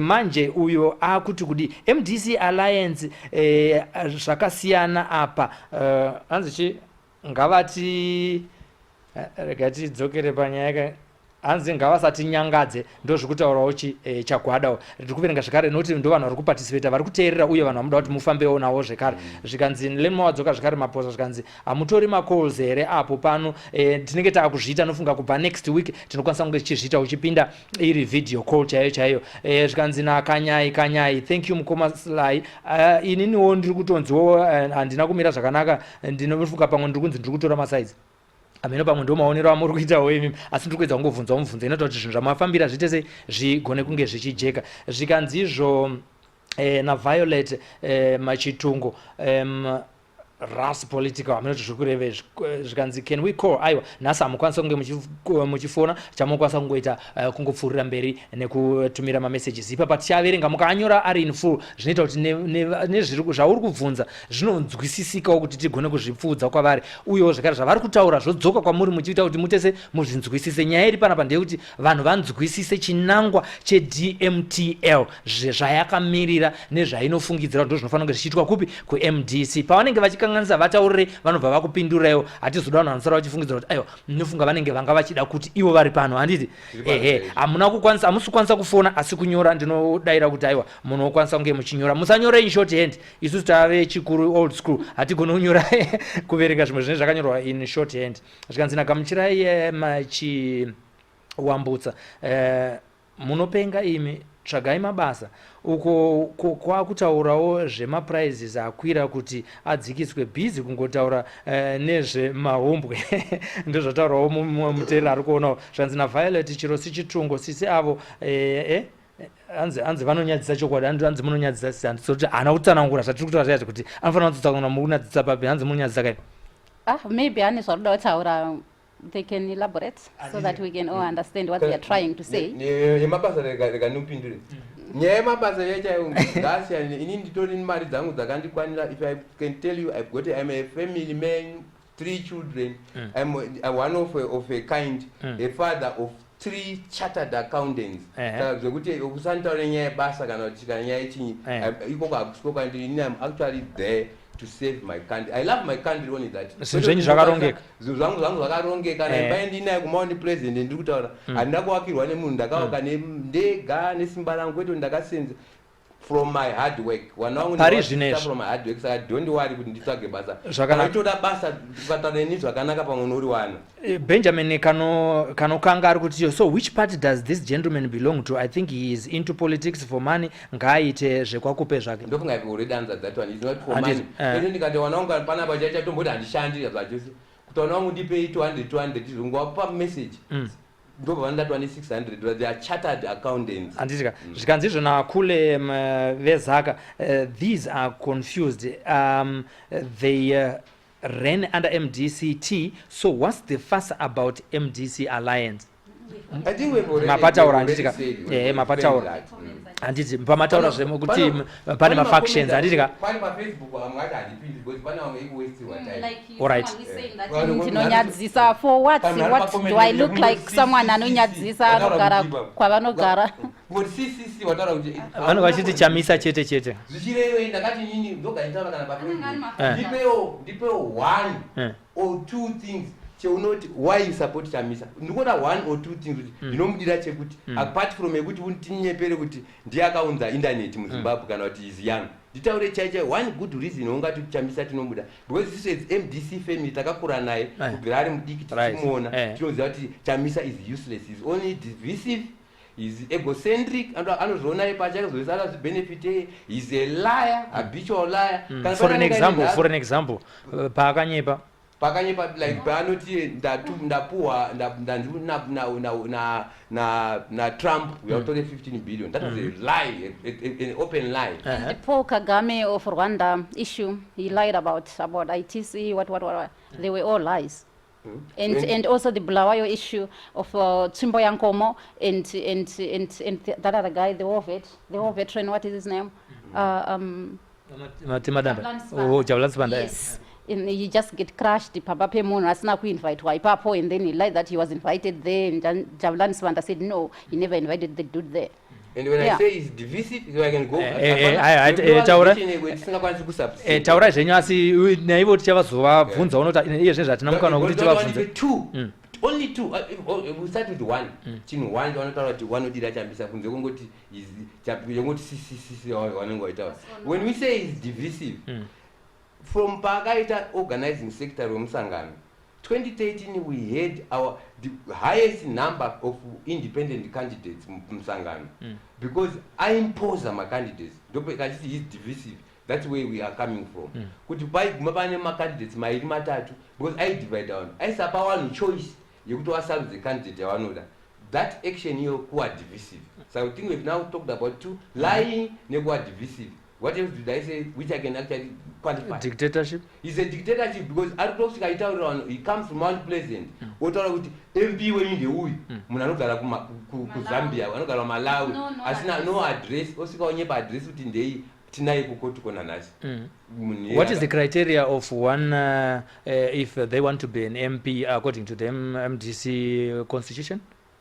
A member of the party for a period of 5 years can be MP. This guy, I don't tell an as good to know one audio. I don't tell it in I may not qualify a rockman because in Dangwane 3 years yet in Musanga. But he qualified over I got Jamba is my requirements. I impose gonna Chamisa. I impose on Chamisa because I can't book on Chamisa who Agambo Shanda was Agambo Funda was a polytechnic. That is dictatorship. You are not, we don't say anything from the air. All right. I just want to comment about these comments. Some of these people are violent thugs. So we can't answer some of these comments. But anyway, I will be comfortable to answer them for the benefit of one but if we are free to answer any honest question, because we are about what forget yes, I would like we wanna marry. But it cannot be my primary core with marry. Because I've got my home, I've got my I've got everything, anything bad. No. Andizvona kule vezaka vadzoka zvakati kanzi MDC Alliance has no factions. There is MDC Alliance. It seems like this is just a vendetta against Chamisa, nothing else.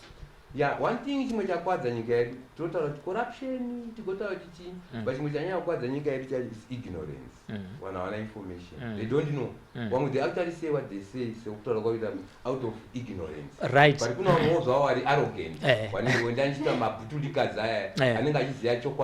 but because I don't expect a benefit, I don't go to great right. Category who are you can't go miss a league, you are ignorant. One thing that ignorant, okay. I can go share your information here, recorded, okay, which is not a crime. Trukufurira mberi vadumba tinoda kujekesa zvakare panyaya yekoti. Kukoti munhu akaendesa nyaya yekukoti akaendesa kukoti achiti zvakamira sei? Yeah, munakaendesa nyaya yekukoti and very interesting ndati ndakaatenda makoti acho defense yakabva kuna Chamisa nezvaitaura munhu iye aritaura kuti wapo pachigaro kwa Chamisa hakusi mubumbiro remutemo.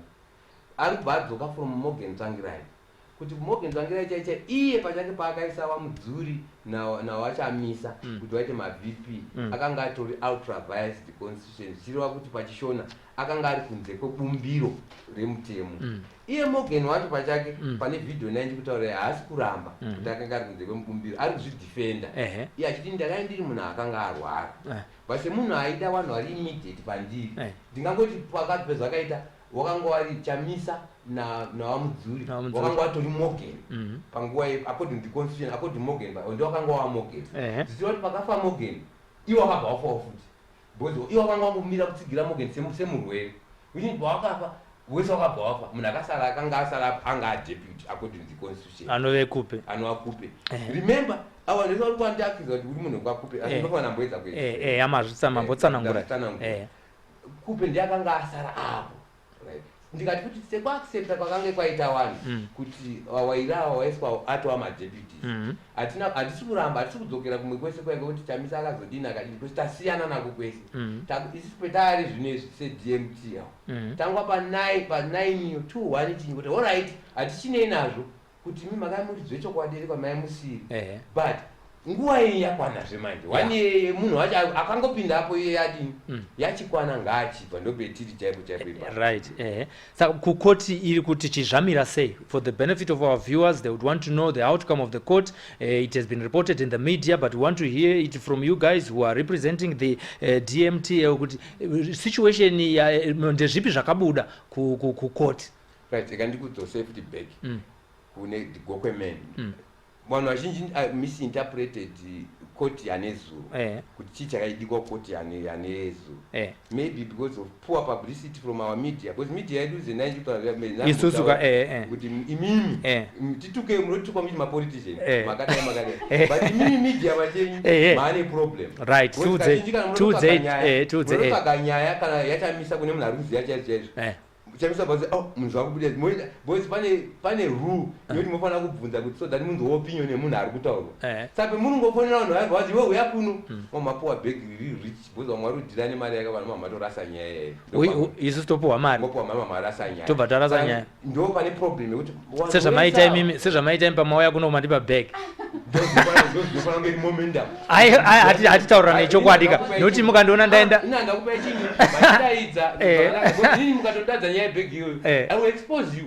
vanhu ndotodzikana vanoti kana ndototengesa akapuwa bag journalist ndiani wokupi aiwa nditaura kuti ndati evidence handina kuona achipuwa but evidence that just tell me about it. We want the role ndipo kubvunza wani kuti kai munhu mungati munhu akadaro aita sei semunhu akamboripota kune rimwe pepa asati kutaura tisina kutuka mapepa ewani kuti ane vanhu avanoatenga hatisina kuatuka pepa rinoadvertise rinobudisa headline taura tikati Morgan Tsvangirai on a hunger strike because ari kutaura kuti madini kurambidza mukadzi wangu kuya kundoona mozotarisa maripoti ekuhospital munhu wemuta pari kuda atiko ikai munhu yatori muintensive unit you cannot even talk atobatsirwa kuti case cancer yake is deteriorated kumajournalist woko aiwa tangatida kuti nyaya yacho inyanyotenderera pakuti majournalist ari kupuhwa mari yekuti anyore nyaya dzinoenderana nezvemunhu wavari kuda kuti zvinhu zvake zvibudire kana kuti zvinake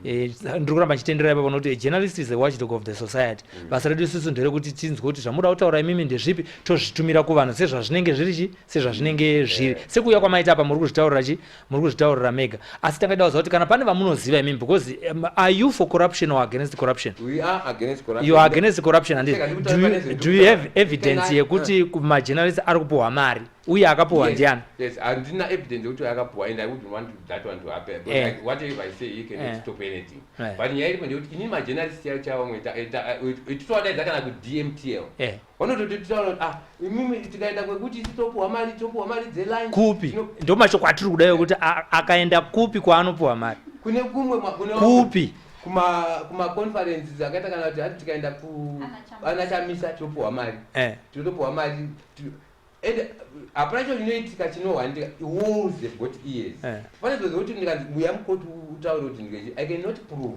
but chichiitika imi mungatipine pakuti taura chaichavo ndiani but that is zviri kutoitika it's not hearsay. Majournalists muri kuzvinzwa vari kutaura vadumba atidzokerei tipedzise nyaya yekukoti kuti vanhu vanzwisise kuti zvabuda kukoti ndezvipi nokuti muri kutaura kuti media iri kuripota zvisiri izvo kuri kunzi kudii kwakanzi kudii kukoti right ndotanga nenyaya nezuro mike yenyu ngairamba ichibatisa atitangirei pane zuro apa pane zuro nyaya nezuro inotidzosa kune kumasure panyaya nezuro it is a gokwemen an organizing secretary wemusangano weMDC wemastructures a2014 mike ngarigenyu kukuvharai kumeso a2014 ndiye akaendesa nyaya yake kukoti achiramba zvakanga zvaitwa navachamisa zvekutora power vachitiwa vagadzwa neNational Council aita kuti National Council haina masimba iyoyo haina chinyi saka nyaya yayo yakazopinda dare ndofunga about a month now about over a month now under justice and maybe it's not necessary to tell mazita zvinhu makupindira nyaya dzekuti judiciary maningi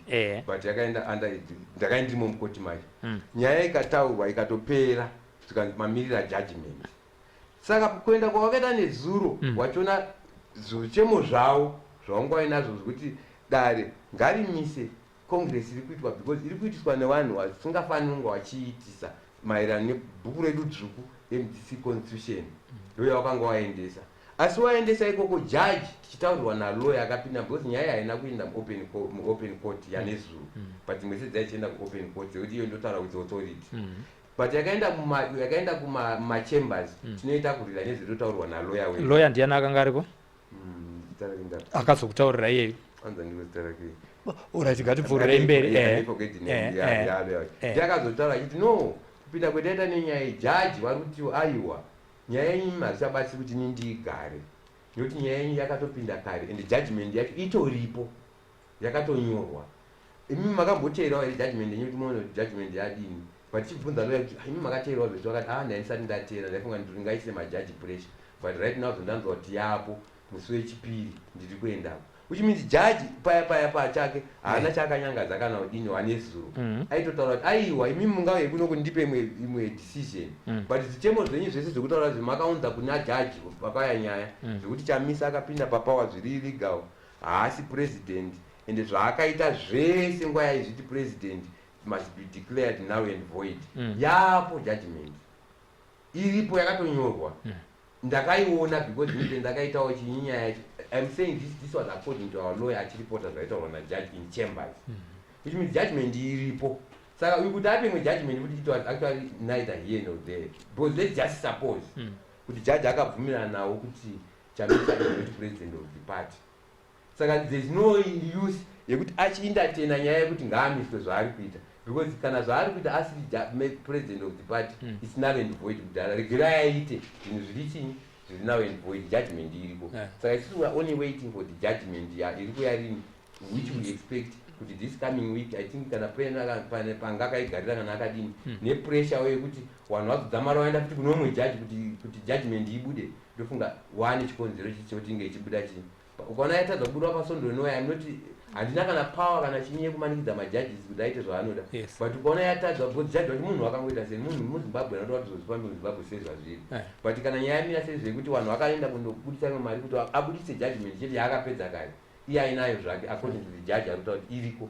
I think by Tuesday or Wednesday panovhurwa mabasa tichangodaidzirwa kuti judgment iya yani yapo. Saka nezuro hapana chakaruzwa nezuro but kungotaurwa chokwadi najaji kuti aiwazve muri kuduplicata zviro zvemakataura makaunza zvichemo zvenyu kuno dare rizazviongorora judgment ruling yapo chingoya mutore judgment yenyu which we expect very much to be in our favor pamusana pekuti wanawa zvinhu zvavo zvese vanoita hapo hazard hawana kana kutombodifenda nyaya iyo jaji lawyer racho raifanira chinge rakadifenda nyaya yemusi wakadzikwa nyaya raitonzi rakanga riri kubhuruwayo jaji akati aisati miri nyaya nenyaya nepamusana paizvozvo which I can say they never presented their case kuna jaji panye judgment tiri kumirira yacho pasondo riri kuya rinei which mean we've got high hopes about 80% of the chances our red books needs will be answered, will be solved. Not only the red book but also section 67 of the national constitution inondiguida wenini kuti I must participate mukubudirira kwenyika yangu kana kudonha kwayo inonditsigira kuti zvozopinda mured book imomo kuti ndo pato rendakasarudza here kuti from that party I think we can make Zimbabwe a better country than from ZANU-PF. Because ZANU-PF ndakaiona ndikavati aiite saka ndakatafoma nered book manje kana yakuendawo kuko futi tichaifaita futi ikoko kusvika yadzoka pagwara redu rakaita kuti tinge tichijoina yetinoti MDC from the founding values and the principles under article 4 of the MDC constitution. Tapedza zvese izvi dare rapasa judgment yapasa kucongress kwaendwa handitika takudzoka kwamuri mimi zvisinei kuti makamirira DMTL asi imimi sevanhu vane chido chebato reMDC kuti rimire rive nechimiro chakanaka uye riteedzere democracy sezvainofanira kunge ichiitwa chaizvo ndiani pavanhu vari kuMDC wamurida kuti ave president weMDC? Totanga nemi vadumbu. Inini handipindakapsika pemubvunzo mokundibvunza iwo handina I'm not a dictator. Your vote is your secret. The people. Vanoziva ingada kuti we are a family as MDC. Totoziva kana family mimi munoyazoziva kuti mukoma tikada kutuma kana kundorora uyaiti kundorora. Asi uyu tikati alright asika asi family MDC inoziva ega kuti anofanira kupinda pandiani. Inoziva nditi Celine family MDC ma structures makuwa mu WhatsApp group risiri pachena vari kudana uyu ari illegitimate uyu advocate Nelson Chamisa akaita ku according to matauriro amurikuita sei amurikuita akapinda ne back door ari kudiwa ndiani? Leaders come from the people. Yes, so I can't impose anyone on them. But my preferred candidate is Engineer Mwonzora. Engineer Mwonzora. Yes. Why would you want Engineer Mwonzora to be your preferred candidate over advocate Nelson Chamisa? Taura ko language ya unonzokwisisa. Okay, because he's mature. He's a unifier. He can unite everybody. Wanakupe wakaenda wanani and everybody back together in the big tent. One united MDC. That's what we want. Okay. Not this divisions are critical and all that and all that. Tichiri ipapo futi madivision ari kukonzerwa here nekuda kwaleader kana kuti ari kukonzerwawo nezvimwewo zvinhu zvatisiri kuzivawo isusu chichiri kukonzera kuti pave nekuti vamwe vari kubuda mwambonyora apa kuti ndimi akadzinga Linda Masarira vamwewo vari kutiwo vakadzi havasi kurekognizwa muzvinzvimbo muMDC ndimi vakadzi vacho muri kurekognizwa here kuMDC? Madivisions akatanga pakagrebwa power during the death of the president. That's when people parted ways, others went that way and the others went that way. So that's how this division started up until now. Okay. Asi munoona vaMwonzora vari ndo vanokwanisa kunge vachibatanidza. Mature as he is, and I think he can. He doesn't have any factions. Hongu vanhu vanogona kunge vari kuda vaMwonzora. Ivo vanoda here? Havapo zvavo but sekunzwawo kwaunongoita mumaWhatsApp. I'm sure if it's a call from the people, I'm sure you will take it. I'm sure. 100%. Good one. Ndikudzoka futi zvekare kune mbava muri mumastructures muri kumirira vanhu DMTL ine vanhu vanovateera hazvigone kuti mungofamba blindly kunge muri blindfolded. Munhu ari kudiwa nevanhu ndiani?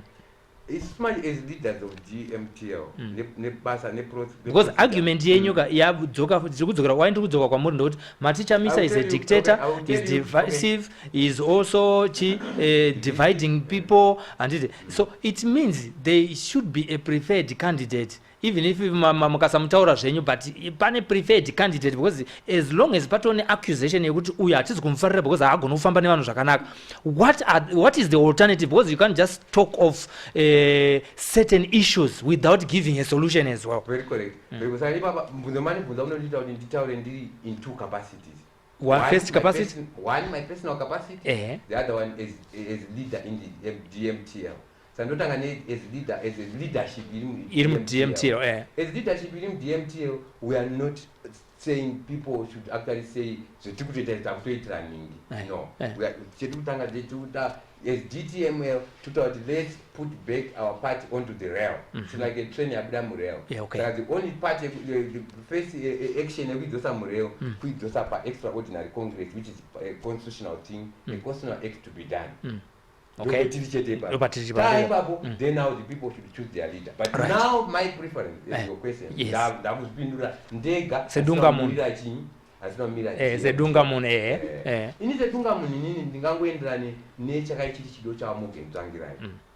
Chido chaMorgan Tsvangirai when he left this country wapa critical yekuti yawana ngoti kuti vanodzoka here kana chini wakasiya waisa an acting president.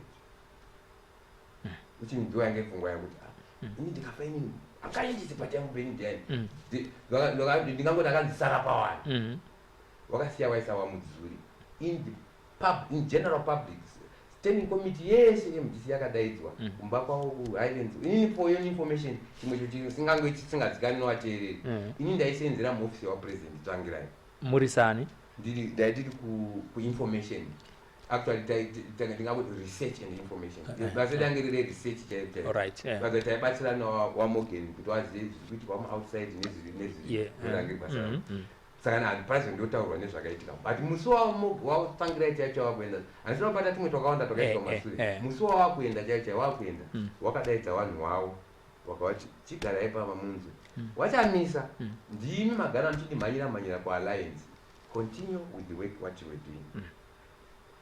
If ever you want to know Tsvangirai, he valued his party more than the alliance. If I want to win an alliance, but party wise, party iripo. Those are paine close 2.0 ya, 2.0 that are in the favor of his party. Right. So what are Chamisa? But Panan acting president. If you want to know an acting president, it means EU. They are Saraka Miriam Sangano is MDC, which means in D are salary in. Says why we tell you information with George Pan. Yes. So that is what should continue.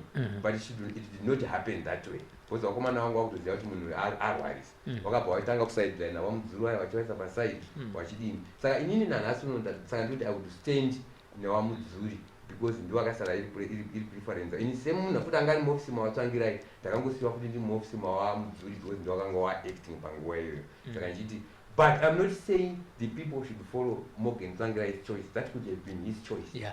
That can also be my favorite. But I'm not saying that. What I'm only saying now is let's put back our party to the rail, change the extraordinary Congress. Which ordinary Congress, any member of the party, not you always can say that, but any member of the party can now also say, I was later or Zaida Morgan Tsvangirai to Mwonzora up in the bands and died. And what Chamisa up in the bands and died.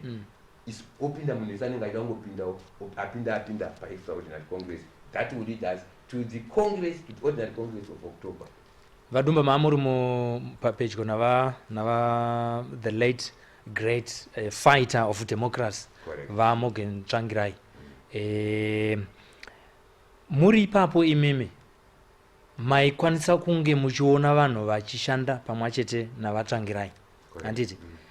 All things being put to test in terms of leadership qualities. You have said imeme ikwanisa kuti vaMwonzora ndo vanga vachipinda nditi. Atigone kuvaisa muheti vari vega kuti varane resi vari vega. Imimi ndevapi vamwe vamungati tikaisa ava nevava muheti iyi vanhu vozosarudza zvavo hazvisi zvataurwa apa zviri personal hamuna kumira DMTL. Imimi semunhu akurirawo muMDC agara ari muMDC vakaonana Nelson Chamisa vachisumuka vadiki vari kunzi nasister vasati vamachuwa asi ava ndo vari machuwa. Ndevapi vamwe vanhu vangapinde muheti iyi vane maqualities amunoti vangaendese zvido zvepati kumberi? Wakawanda chose. But ngatitaurei 5. The problem iripo ndeyekuti once taita izvo tatonyangadza kudai chekutanga mambobvunza muchibvunza kuti Mwonzora wanoda here. Exactly. Atidi nyaya yekuti titaidze munhu kuti afunge kuti ndimuti hayo unokwanisa. Toda kuti munhu ega iye but a leader anozvipangidza ega pano kuti I'm a leader. Even in animals. Ndosaka uchiona pane kakatuni kaimufamba kaika kembudzi dzasvika pa river so dzakungotenderera dzingotendera uko kune chikafu but atinaze until 1 yatanga kuona tikapinda pamuti tikadayo iyo yakakwira pamutiyo ndiyo leader. Saka nditi anyone who comes as a leader, the people of the MDC family vanowaziva. I'm not here to choose anyone to be a leader of the MDC, but I know there are so many capable things. All right. So many capable people in the MDC. Anditi izvezve tombobuda hedu munyaya yeDMTL timbopinda munyaya iri kurongwa nemutungamiri wenyika comrade Emerson Mnangagwa yekuti ma-opposition parties ngaabatane ne-ruling party yakawina ma-elections zviri pamutemo constitutionally zvikaenda constitution court vari kutiwo ngatibatanei tishande pamwachete ii munotiwo kudii nazvo? Ndinowirirana nawo ipapo pakuti Zimbabwe problem yetinayo chaiyo ngekuti tine opposition ne-ruling party dzinotongoopozana. This is different from zvakaita kuna South Africa. Wane charter. Kune charter yekuti tine takanyora pawowa kuti zvetinoda kuti South Africa ndio South Africa isi tofanira kunyora semuZimbabwe zvetinoda kuti Zimbabwe iachieve as Zimbabwe ngezvipi right trace up like pochiya mapolitical party manje kuti isusu tisvika apo ndofunga tikafamba so which means chekutanga tofanira kuti tine zetinobvumirana tese whether opposition kana kuti ruling whether ruling kana kuti like the question of land. Tofuna tese kuti about our land. What is it about our land? Chiche tinoda. Tofuna about our civil servants. What is it that you want from our civil servants? Tofuna tese. Kwete kuti mamiri akada politics dzemunomu. Ngekuti ndasino kana tombo dzanzve yati toda kututsira ma civil servants mari. MDC nengatomira yatoona chekutaura. Economy yakafa, unoda kupitsa mari, unoda kuti tese atina chinangwa. But we want our civil servants danga kamira so akadai. We are kataura taita kata chimeasure, sata opposer. saka manje abatina zvichira kuti wese anozengapinda mupawa kana even opposition ikapinda ngatiti MDC yapinda inofanira kunomhanya nechata iyo ndo mataurira alright chetinobvumira kuti document yeZimbabwe ishaine muAfrica and the whole world ndechipi tozvinyorerana pasi izvo hatina manje zekandi saka kuti step iri kuwana munangagwa ndoti wamwe vanoti kana kanona ndiri paZTV mamuona iri paZTV atova munhu wezanu mamuona anokuda forgetting ndozvandakatara kunenyaya yeignorance kuti kusaziva munhu ari kutomhanya kuti ari kumhanya ndomira pakiu kuti ko mari yedu yepolitical parties finance yapapi but mari yedu kubva kuti kugovernment but kana akutora mari yepolitical finance haachafungi kuti chii ndikuitora haachati iZANU-PF akuti igovernment kana iTV ndakudai pakweni akuti chii akuti iZANU-PF but saka kuti kana iZANU-PF uri kana MP mari yotopuhwa kana ndeyeZANU-PF uri kuitorerei saka kuti ignorance ngaimutanga yabva matiri first then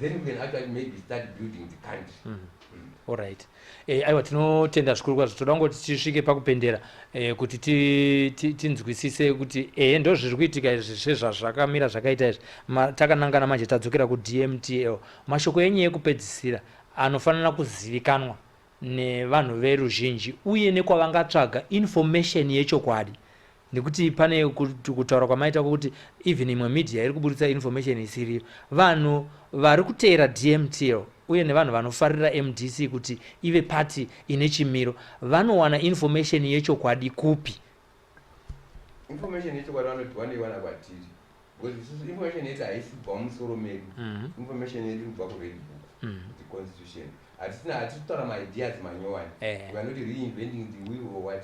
We are only asking people to follow what was agreed when this project started.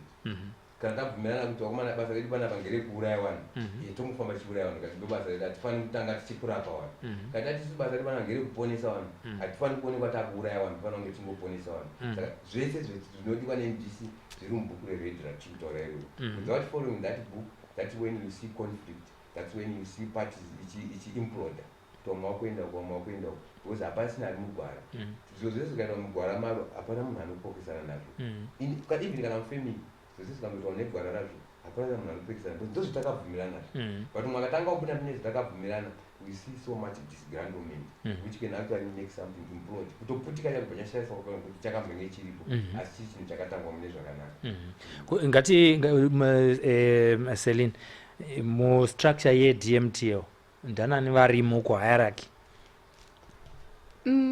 I can't disclose that.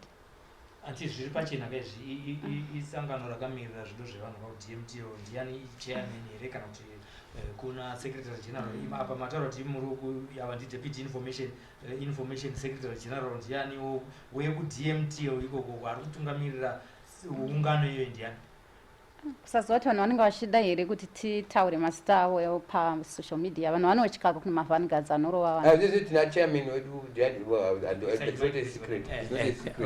chairman wedu vanonzwa Edward Dzambara koya spokesperson wedu ndiwo wakapa wachinyadza ndiwo ndio deputizer wachinyadza iwawo ndiri muofisi mavo ndini mudiki wavo koya tina treasurer wedu wanova wakanga vari contestant MP wakatopinda vari mualliance kugoromonzi north I think murehwa north or something but kugoromonzi north ndio ndikati koya tina national coordinator wedu wamarava nyika ndio vari kuneti but all this we are talking about is in the interim. Our real idea is that we actually want to make this thing official to register like a trust because we've actually seen maybe this is something that has been lacking with MDC. Kwa kusina checks and balances. If you put this thing, leader gananga is zoti zindipita zvangu vanhu vemusangano vanenge varipo because pane dzimwe dzakaitwa dzakamboiswa dzana waiziti veterans chinyi takazona kuti dzangoma dzakudambuka vamwe vakusapota which means kana yakutodambuka it means pano vamwe vakusapota zviri unconstitutional because watojoina league yemabhutu league aya kuti because if ever you support something uchiziva chokwadi in anticipation of a benefit wabhutulika saka vamwe vanenge vati vamabhutulika vakutoenda kuya saka nititoda kuti this thing irambe iri pure yekuti inenge iri watchdog yeparty haina chimwe cherikuta yeparty chaichai kuti aiwa wakomana amusona marascap aiwa apa marascap So this thing want to make it permanent. So even including myself, I'm only in the interim. Asi movement hiyo yakatanga rini kuti pamakatanga kuchiona kuti akomana pane panoda kuti tibatane tichiti chisungo chimwe chete ari kurasika topota tichimudzora yakatanga rini movement ndikati yadwa almost a year now. Almost a year. And ndangoti yakatangwa nekubhutwa kwakaitwa power nawachamisa. Alright. Kuti pakuda ma voices kuti achifunga kuti vamwe vangatimirire vamwe vanotya kutaura vamwe vanoda kuti vanotya vamwe vanoti tikataura ndodzinga uchidzingwa zvesho noti mapolitician that is difference yekuti there's a politician. So far mwakadzingwa ndiani takuti akuvhara zvedu chirongwa mwakadzingwa ndiani ataura chokwadi structures ese akareplacewa neG40 ma 2014 structures haasisiri functional hapana munhu ari kuenda wese vaingoda kupikisana nekuti vanhu magura mutemo wakasideline. But that is a very good thing for us for extraordinary congress because I will be doing in the case study yangu iri Harare West. Like in Harare West my structures they say district akabviswa esi pakasara munhu one chete aingoti Chamisa chete ever since wamwese wakangotaura something negative kana wakaramba wakanyarara uri neutral wasingazikanwi kuti chaanofunga ngechiti wakasiyiwa saka which means our structures for 2014 are intact. Saka hazvitinetsi kwaunganidza kwamobilizer when extraordinary congress kana kuti next month waiswa nenguva varipo vanouya. And imagine vanhu vakaita kunge vana biti nana mafume. Mafume is not the party spokesperson. Munhu akaenda nabiti vane party yavo inonzi PDP. Nabiti wacho amugara munational council. Who is he? Haana kana 2 years, 1 year ari mupati. Sika manga muchitaura nyaya yekuti vamunzuri is a unifier ndo wazvitaura ndiri. Unifying people it means vamwe vacho vakambenge vambobuda vatsauka vadzoka vamapolitical sons vadzoka kuMDC saka vanorambidzwa here. Unogara 5 years usati wapiwa chigaro like you must have your 5 years. Vana biti vane vakadzoka pa time elections it's less than 1 year. Atombula MDC atipuwi 5 years atombula MDC tiri only a product of one who suited the constitution. Nobody banenya ma structures MDC kataura bita arimo kune vamwe vanofungidzira kuti vanoperforma kupfuura biti here. Bita ari ma structures api? Ndi president we PDP. Maybe you don't know that. Imi mataura ndimega mataura manje kuti mafume akadzoka nani na biti. Asi izvo tiri kuvaona varichi. The reason why you are talking about him is ari pamberi penyu imimi. Handizvere ari pamberi penyu muma structures echi wakadzoswa illegal. You cannot say they are the best. But wakangodzoswa illegal maybe Chamisa ane reason yake kuti anga achishanda nawo. But according to mutemo constitution warambidzwa kushanda nayo. But hapana kupuwa chigaro chepamusoro. They are mere card carrying members.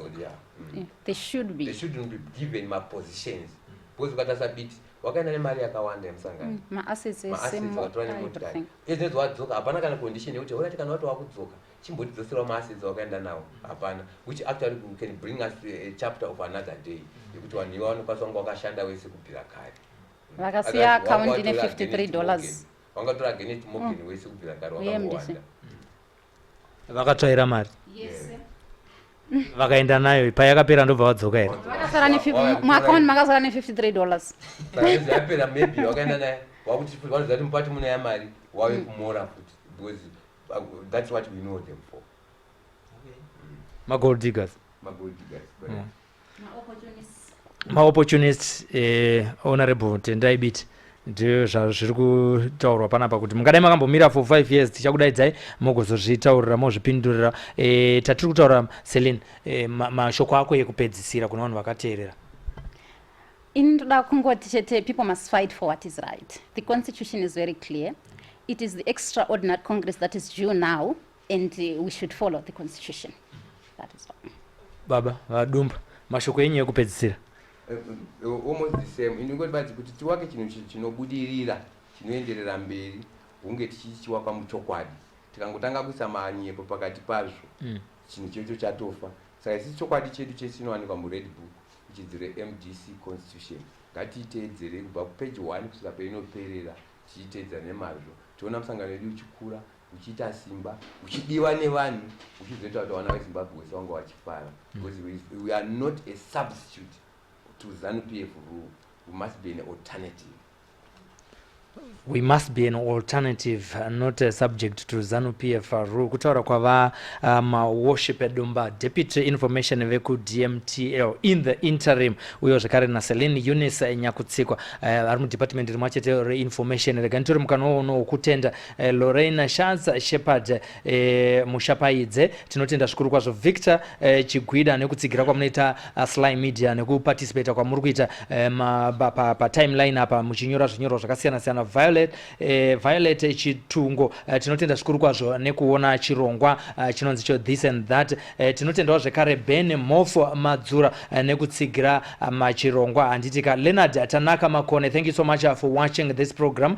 Chiweza Comrade Gwiraz tinotenda zvikuru nekuona chirongwa kule wezaka tinotenda necontribution yenyu chiweza Gwiraz tataura nezvako handitika kotiwo zvekare Shingai Shingi chitaika tinotenda zvikuru kwazvo nekuona chirongwa inokuita pfuma tinotenda nekuona nevamwe vese vanga vachiona tinoda kutenda tora mukana uno wokukutendai nekutsigira SlyMedia. Tiri kuramba chikurudzira kuti imimi vanoona SlyMedia Productions Facebook page pamwachete neYouTube channel clickai button rakanzi like kuitira kuti vazhinji vasati vasubscriber tiverengane titoka mavhotsi online kuitira kuti kunyange taakunotsvagawo masponsors vane vachiziva kuti aiwa imimi muriko kana zvichinge zvaitawo saizvozvo vanenge vakukwanisawo kuti kuadvertisa kana kufanda mamwe maprograms pano nekuti vanenge vachiziva kuti muripo munotera. Asi mukange makawanda muri faceless muchingoya muchingoona izvo zvazvigone kuitika. The next thing is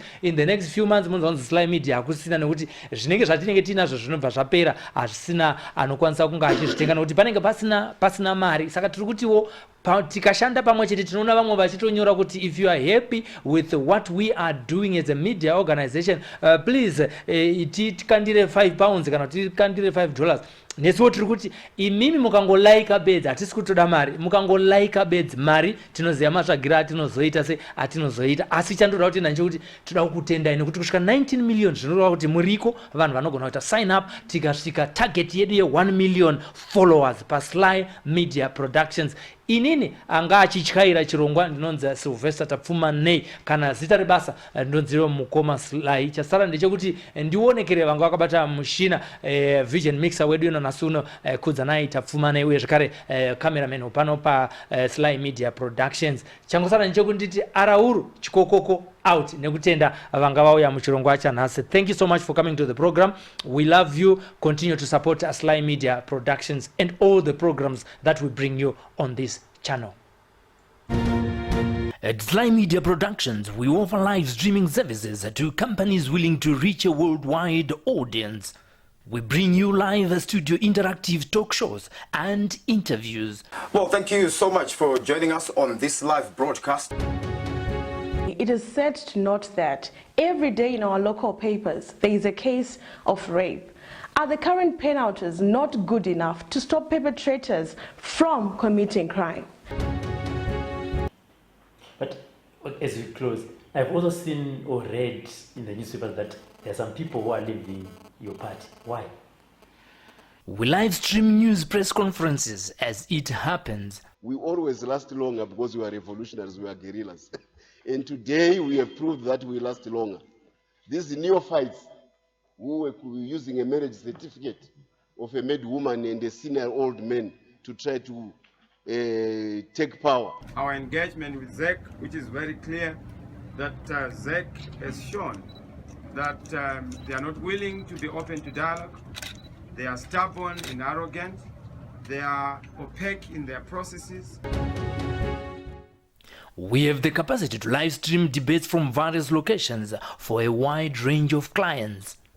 Welcome to this public seminar that has been organized by the Institute for Security Studies in partnership with SAPES Trust and myself, Violet Gonda. We will start the first half with a question and answer segment where I will ask our panelists some questions, and then in the second half we will actually take questions from the floor, and also if there are any contributions from our viewers at home who are watching on social media, we'll also do the same. We are live streaming on our Facebook, on the SlyMedia Productions Facebook page. So, coming to the issue of elections, there is jurisprudence that election petitions are not decided on numbers only. They are decided on numbers, or they are decided by the environment. If the court finds that the elections were not free and fair, as the first hurdle, the matter must end there, and the election must be vitiated. The way you see that there was never a plan to win this petition legally is how it was framed. First order that he wanted, a declaration that the election was not free or fair. Second sentence, make me president. How do you do that? If it was not free or fair, how does the court make you president? We follow them and help build Zimbabwe brand on a positive note.